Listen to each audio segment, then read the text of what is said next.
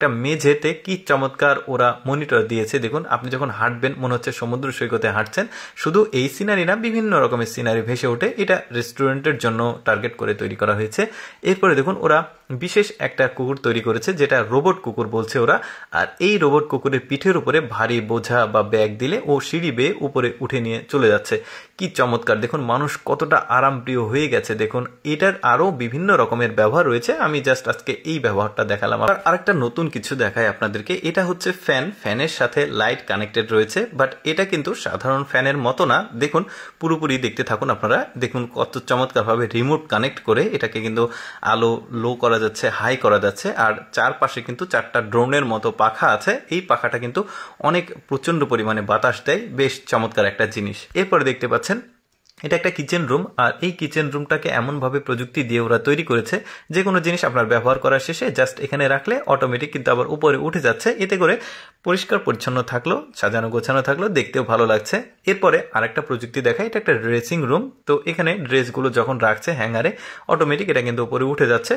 সাজানো গোছালো থাকলো রুমটা। এরপরে দেখতে পাচ্ছেন জিনিসপত্র এখানে রাখলে এক জায়গা থেকে আরেক জায়গায় চলে যাচ্ছে। অর্থাৎ ভারী জিনিসগুলো বহন করা কিন্তু একটু কষ্ট সাপেক্ষ ব্যাপার। তো এই জিনিসটার মাধ্যমে কিন্তু আপনি এক জায়গা থেকে আরেক জায়গাতে ভারী জিনিসগুলো বহন করে নিয়ে যেতে পারবেন। বিশেষ করে ফ্যাক্টরি বা দোকানের জিনিসগুলো কিন্তু এটা দিয়ে এক জায়গা থেকে আরেক জায়গায় নিয়ে যাওয়া যাবে। এটা দেখুন, এটা একটা ছোট্ট টি টেবিল যেটা সোফার সামনে থাকে। দেখুন, এটার আবার মাল্টিপল ব্যবহার রয়েছে। এর ভেতর থেকে একটা ছোট টুল বের করা হলো, একটা স্টোরেজ ড্রয়ার রয়েছে। তারপরে এটাকে আবার সুন্দর করে রাখা যাবে, মানে সোফার সামনে থাকবে, আবার এটাকে ঘুরিয়ে নিয়ে আসা যাবে। কয়েকটা ব্যবহার রয়েছে। তারপরে এইটা দেখুন, এটা একটা টেবিল, খাবার টেবিল। এই টেবিলটাকে আপনি আপনার প্রয়োজন অনুযায়ী ছোট বড় করতে পারবেন। ধরুন 4 জন, 5 জন, 6 জন, মানে ক্যাপাসিটি অনুযায়ী, প্রয়োজন অনুযায়ী আপনি ব্যবহার করতে পারবেন। তারপরে এই সোফাটাকে দেখুন, কি চমৎকার সোফা প্লাস চেয়ার, দারুণ লাগছে।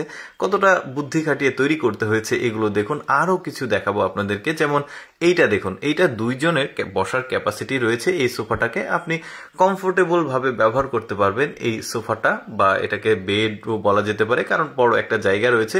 2 জন আসলে ঘুরিয়ে পেঁচিয়ে দেখাচ্ছে, হেলান দেওয়ার যে জায়গাটা সেটা রিমুভেবল, ভালো একটা ব্যাপার।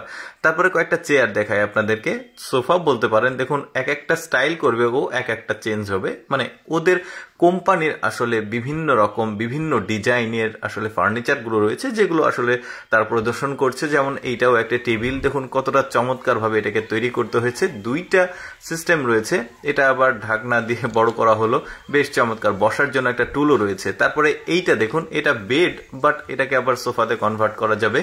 কিন্তু আধুনিক মানে যে সিস্টেম সেটা নাই, বাট এটার কিন্তু ডিফারেন্ট ব্যবহার দেখা যাচ্ছে। বেশ চমৎকার, খুব সহজে হয়ে গেল। এরপরে এটার কিন্তু মাল্টিপল বা মাল্টি ফাংশনাল না, তবে এর যে আউটলুক, এইটার জন্যই আসলে এই সোফাটাকে আমি লিস্টে রেখেছি, কারণ দেখতে খুবই চমৎকার লাগছে, ডিজাইনটা দারুণ। কিন্তু এরকম আরো কিছু দেখায় আপনাদেরকে, এটা দেখালাম। দর্শক, আমি সবসময় চেষ্টা করি আপনাদের সামনে একটু ব্যতিক্রম ভিডিওগুলো উপস্থাপন করতে, যেগুলো দেখার সুযোগ মানুষের কম হয়। এরকম ভিডিও, এই ভিডিওটি কেমন লাগলো কমেন্ট করে জানান।